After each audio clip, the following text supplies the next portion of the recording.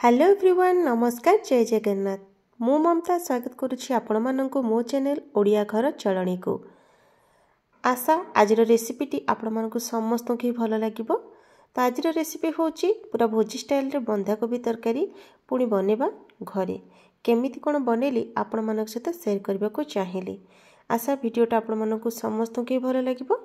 आ जदी भल लागे मो चैनल को लाइक करिवे कमेंट करिवे शेयर करिवे नुआ थिले निहाती भावे सब्सक्राइब करके जीवे। तो चलतु ना देरी न करी देखि नबा आज सुंदर वीडियो। एठी मो पाखे अच्छी बंधाकोबी। तो चलतु ना बंधाकोबी को प्रथमे भल भाव चुन चुन कर काटिदबा। शीत दिन में साधारणतः बंधाकोबी टेस्ट बहुत ही भल थाए। आ पनीपरिया सब फ्रेश फ्रेश मिलता है जद्वारा कि आमर तरकारी पत्र सब बहुत ही भल लगी थाए। देखो मो पाखे ग्रीन मटर को मध्य छड़े नहीं एठी तीनोटी बड़ साइज पियाज को सरू सरू लंबा लंबा करके काटिकी रखी नहीं आलू को मध्य सिझे देछि प्रेसर रे। एपटे गोटे जगार सोरिष तेल नहीं जाइए 2 चामच तेल पूरा गरम हो सारा पर से टिके चीनी जीरा डालचीनी तेजपत्र और गोटे सुखिला लंका देदेवे। एबे एथिरे कटा ही रखिथिबा पियाज को पकई नबा।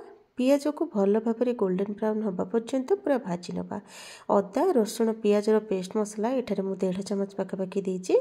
तो मसला को टिके भाजी नबा। एबे देखंतु गोटे प्लेट रे लंका गुंड हळदी गुंड जीरा पाउडर और लूण को दे दोछि। एबे देखि पारुथिबे मसला दे सारला परे मु आकु भल भाव कुक करनेबी। तो ये देखो मसला किसी मु अलग प्रकार नहीं धनिया पत्र आउ टमाट को ग्राइंड कर दीची। एबे धनिया पत्र आउ टमाटर ग्राइंड मसलाटा को दे कि भल भाव देखो पिठापतिया साहाय्य आम आमर मसला को पूरा तेल छाड़ा पर्यंत भल भाव कुक करनबा। देखिपे कलरटा बहुत ही सुंदर देखा जाउची।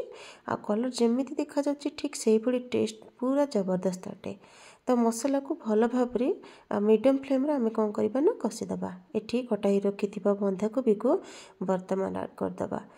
तो बंधाकोबी को टिके पिठापतिया साहाय्य भल भाव कषि सारिला पर टिके कभर करदबा कहीं ना बंधाकोबीटा टिके नरम हो जिवो। कभर करी करी आपण माने कुक करुथिबे।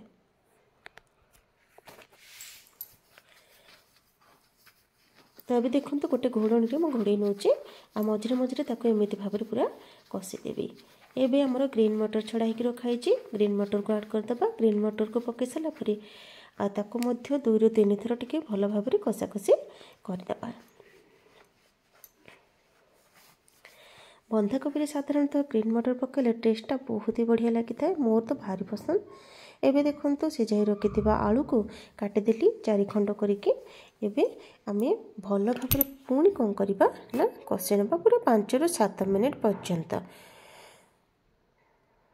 तो कहीं कहीं बंधाकोबी को अल्प पानी दे कुक करथांती आउ कहीं कहीं पानी दे थांती किंतु टिके बंधाकोबीटा एभली भाव खूब कम पानी थाए कि लाल टहट होइक देखिले बहुत ही भल लागुथाए। वर्तमान एबे मु कौन करी ना गरम पानी दे देबी जेतिकी आवश्यक। आपण माने जेतिकी पानी आवश्यक करते से अनुसार देबे किंतु कम झोल रहिले टेस्टटा बहुत ही भल होइथाए। तो देखि पारुथिबे कितने सुंदर देखा जाउची बहुत ही बढ़िया देखा जाउची। तो कभर करबा समय देखंतु मु दे दीथिले एवरेस्ट मसला और गरम मसला। तरकारी पूरा परफेक्टली कुक पूरा लाल टहट। आपण मानको वीडियोटी भल लागिला कि निहाती भाबे कमेंट रे जणांतु। रहिली नमस्कार।